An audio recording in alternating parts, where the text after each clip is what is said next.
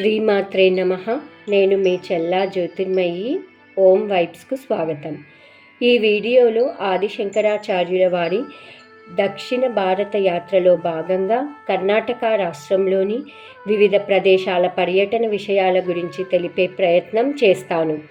శ్రీ ఆదిశంకరాచార్యుల వారు సనాతన ధర్మాన్ని నిలబెట్టాలని దేశాటన చేస్తూ వారు కర్ణాటక రాష్ట్రంలోని శృంగేరిలో శ్రీ శారదా పీఠాన్ని స్థాపించారు. వీటి వివరాలు మనం ముందు వీడియోలో తెలుసుకున్నాం. శ్రీ ఆదిశంకరాచార్యులు కర్ణాటక రాష్ట్రంలో అనేక ప్రదేశాలు సందర్శించారు. వాటిలో ప్రసిద్ధ క్షేత్రాలైనటువంటి కూడ్లి, కొల్లూరు మూకాంబిక, ఉడిపి, గోకర్ణ, కుక్కే సుబ్రహ్మణ్యం, హరిహర క్షేత్రాల గురించి ఈ వీడియోలో వివరించే ప్రయత్నం చేస్తాను.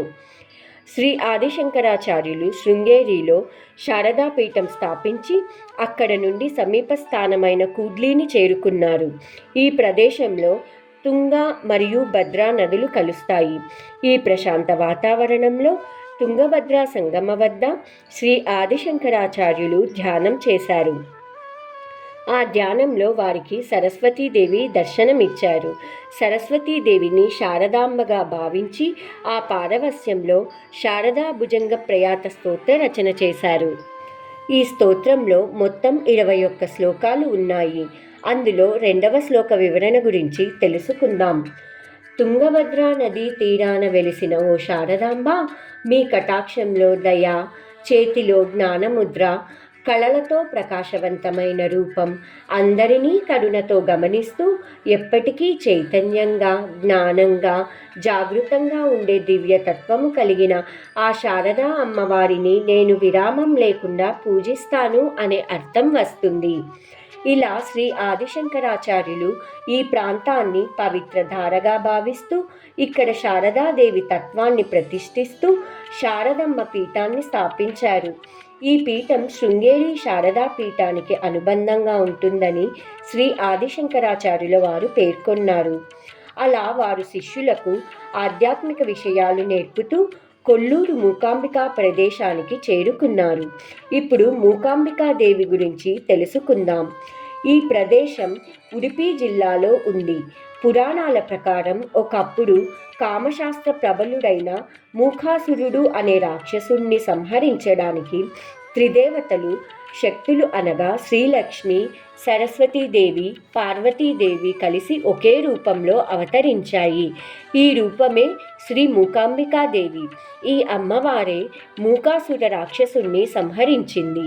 ఆ సమయంలో దేవతలు ఈ శక్తి స్వరూపాన్ని లింగ రూపంలో కొల్లూరులో స్థాపించారు. ఈ లింగంలో ఎడమ మరియు కుడి భాగాలుగా విభజించే బంగారు గొలుసు ఉంది. లింగం యొక్క ఎడమవైపు త్రిశక్తులను సూచిస్తుంది. కుడివైపు త్రిమూర్తులను అనగా బ్రహ్మ, విష్ణువు, మహేశ్వరులను సూచిస్తుంది. శ్రీ ఆదిశంకరాచార్యులు ఆ లింగాన్ని ధ్యానిస్తూ భక్తులకు సులభంగా భగవతీ స్వరూపాన్ని దర్శించేందుకు గర్భగుడిలో ప్రముఖంగా పంచలోహ విగ్రహాన్ని లింగంపై ప్రతిష్ఠించారు. అక్కడే శ్రీచక్రాన్ని కూడా ప్రతిష్ఠించారు. ఈ లింగం మరియు విగ్రహ కలయిక భక్తులు శివుడిని, శక్తిని ఒకే రూపంలో దర్శించాలనే తాత్విక సత్యాన్ని బోధిస్తూ వారు శ్రీ మూకాంబికా పంచరత్న స్తోత్రాన్ని రచించారు. శ్రీ ఆదిశంకరాచార్యుల వారు పంచరత్న స్తోత్రంలో 5 శ్లోకాలు ఉన్నాయి. మొదటి శ్లోకంలో దేవి యొక్క దివ్య స్వరూప వర్ణన, 2వ శ్లోకంలో జ్ఞానస్వరూపినిగా, 3వ శ్లోకంలో త్రిభాగా శక్తుల వివరణ, 4వ శ్లోకంలో కొల్లూరు క్షేత్ర మహత్యం, 5వ శ్లోకంలో భక్తి, శరణాగతి, జ్ఞానపదాన్ని బోధించేదిగా రచన చేశారు.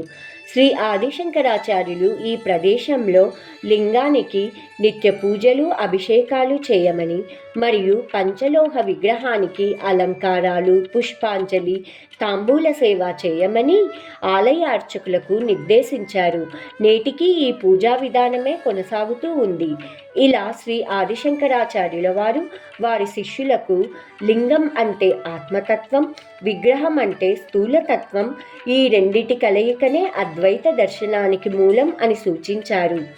తరువాత వారు ఎన్నో నగరాలు తిరుగుతూ కర్ణాటక రాష్ట్రంలో ఉడిపి జిల్లాకు చేరుకున్నారు. ఉడిపిలో ఉన్న చంద్రమౌళేశ్వర ఆలయం సందర్శించారు. అక్కడ శ్రీకృష్ణార్పణ భవతు సర్వం అనే భావంతో ధ్యానం చేశారు.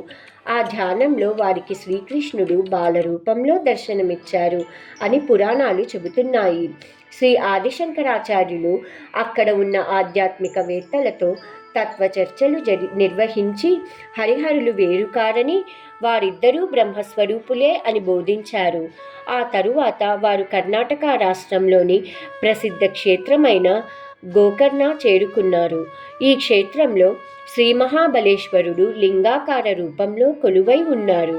ఈ లింగాన్ని లంకా రాక్షసుడు రావణాసుడు తాను స్వయంగా తీసుకువస్తూ ఇక్కడ వదిలిపెట్టినట్లు పురాణగాథ. ఇది ఆత్మలింగం ప్రాచీన స్థలంగా ప్రసిద్ధి పొందింది.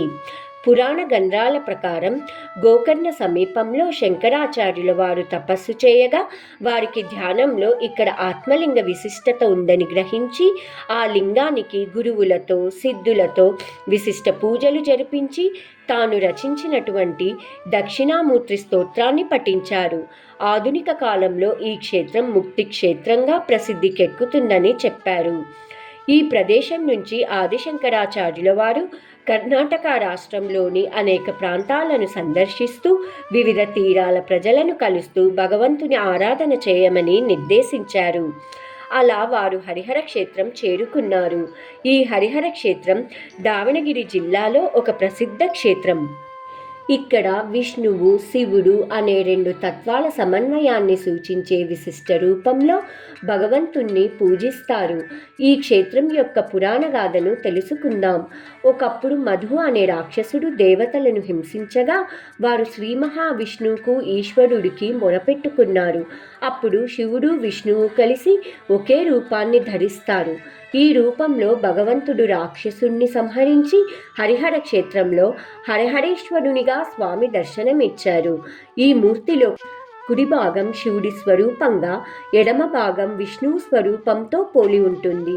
ఈ క్షేత్రం శైవులకు వైష్ణవులకు ఒకే తీరుగా పవిత్ర స్థలంగా నేటికి పరిగణించబడుతుంది.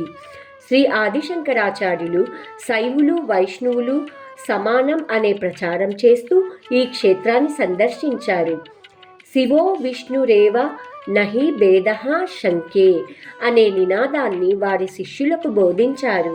ఈ స్థల మహిమను వారు వివరిస్తూ భగవంతుడు ఏ రూపంలోనైనా భక్తునికి కనిపించగలడు మరియు భక్తి అనేది అంతర్లీనంగా ఉన్న పరస్పర నమ్మకం మాత్రమే కాకుండా పరబ్రహ్మతో ఐక్యమయ్యే మార్గం అని బోధించారు.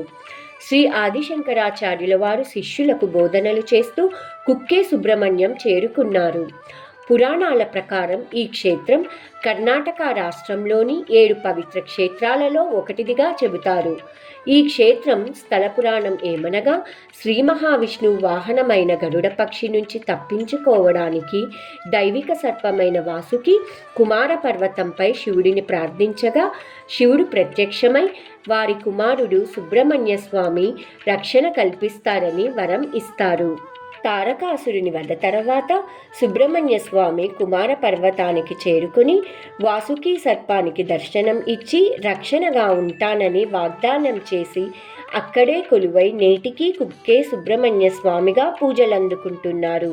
శ్రీ ఆదిశంకరాచార్యుల వారు ఈ ప్రదేశాన్ని సందర్శించి కుక్కే సుబ్రహ్మణ్య ఆలయం దగ్గర ధ్యానం చేశారు.